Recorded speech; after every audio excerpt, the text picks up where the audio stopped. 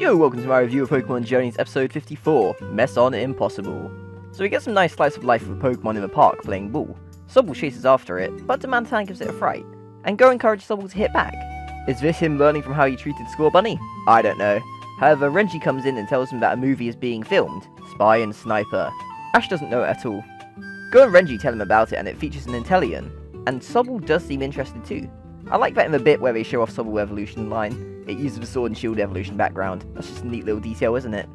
We arrive at the set where the director from a Ditto episode is mulling over what the film needs. They start rolling, and Inteleon saves its partner. Sobble is awestruck. Suddenly a car shows up. It's Team Rocket, and they want Inteleon to get in. The crew keep rolling because the director thinks this is what the film might need, and Inteleon doesn't fall for it, so Team Rocket unmask. They try to recruit Inteleon to their side, but the boys try to stop them. Team Rocket call in the... Gotcha. Getting a Poochyena and a Houndour. Team Rocket recognise Sobble as a crybaby, and Jessie gets Poochyena to Scary Face, which makes Sobble cry, and they call it a dead weight. Before the Gacha Pokemon can finish off the gang, Inteleon saves them with a sniper shot and blasts Team Rocket off. Sobble tried to sneak back on the set as the boys leave, as the shoot had wrapped up earlier than they intended to, and the actress lets them meet properly. Inteleon was always her partner, and Sobble interacts with it a little bit. And back at the lab, Sobble's trying to imitate Sniper Shot.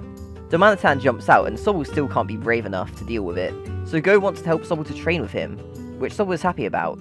Meanwhile, Team Rocket drafts up plans to get Inteleon, as they admire its strength a lot.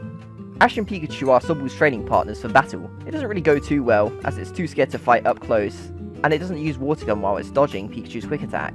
Go asks him about its battle style, being getting away and staying safe, and Go sees strength in that and think of how the timid nature can be used. Go gets Sobble to act like a spy, concealing itself and not leaving a trace, so they play tag with Sobble, who goes off. Sobble does stuff like ruffling some leaves or getting caught out by Cinderace's hearing, but it gets better, with only really a little chuckle giving it away when it does get better. On the way back to the lab after training, someone from film crew was captured in a net, and in the flashback it reveals that it was Team Rocket using his Gothita as hostage in exchange for Inteleon. The boys make their way to the location he was told to go to, an abandoned mine, and everyone but Sobble falls into a trap. Cinderace can't break the cage, so it's up to Sobble to be brave.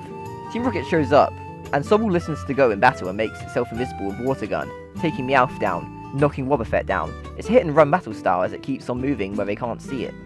James activates a trap where Sobble is, intended to be used against the invisible Inteleon. As the two Rocket Pokemon make their move on Sobble, it remembers being with Inteleon, and it jumps up and uses a new move which recalls it back to its Pokeball, U-turn. Go sends it back out and the three Pokemon break the cage together, Pikachu and Cinderace and Team Rocket blasting off.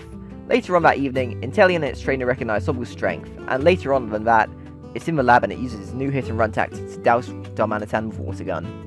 So, for Sobble's first real episode since its capture, I love this one a lot. However, Sobble's development isn't all this episode holds. We get to see how Go has grown since this episode really parallels episode 17 where Scorbunny evolved. In that episode, Go was very dismissive of what Scorbunny wanted. Until the end of that episode, he didn't really see the point in Scorbunny wanting to use a fire move, and it was Scorbunny's own personality and stuff that gave him the hint for how Scorbunny could use one. Not to mention that this was all spurred on by Darmanitan. With this episode, Darmanitan scares Sobble and Go wants to help it develop that strength, which many would consider a weakness. He's invested in figuring out how to let Sobble be the best it can be, which shows how Go has changed as a trainer. Sobble itself is absolutely the highlight. Again, it's never really had a huge role in an episode beyond its capture, but it's been a nice little constant presence. Inspiration from an evolution is a pretty easy setup, but I think they handled it well. Obviously Inteleon related to it, and Sobble sees what it can become, imitating Inteleon a lot and being able to implement the style Inteleon uses to learn something beneficial from it. This is the direction I've expected Sobble to go down, becoming more confident with its trainer, but the implementation of its hit and run tactics was really cool. If it's able to take stuff on head on, that might be less interesting, so I enjoy this direction a lot for him. I also really found Team Rocket's portrayal here really good. I mean, aside from a Gacha, of course. Any Pokemon like Morpeko could have scared Sobble, and maybe Inteleon dealing with an electric type would have been even better than a Poochyena as inspiration for Sobble. But other than that, I think they had a solid showing here. They weren't just here for the hell of it like they were with the Diglett episode. They're vital to the story of this one, so it's good. Overall, I think I'd say that I love this episode. Working on the bond between Sobble and Go, developing Sobble more, it's done very well. And hey, they didn't evolve Sobble into Ugly Drizzly, so that's a plus.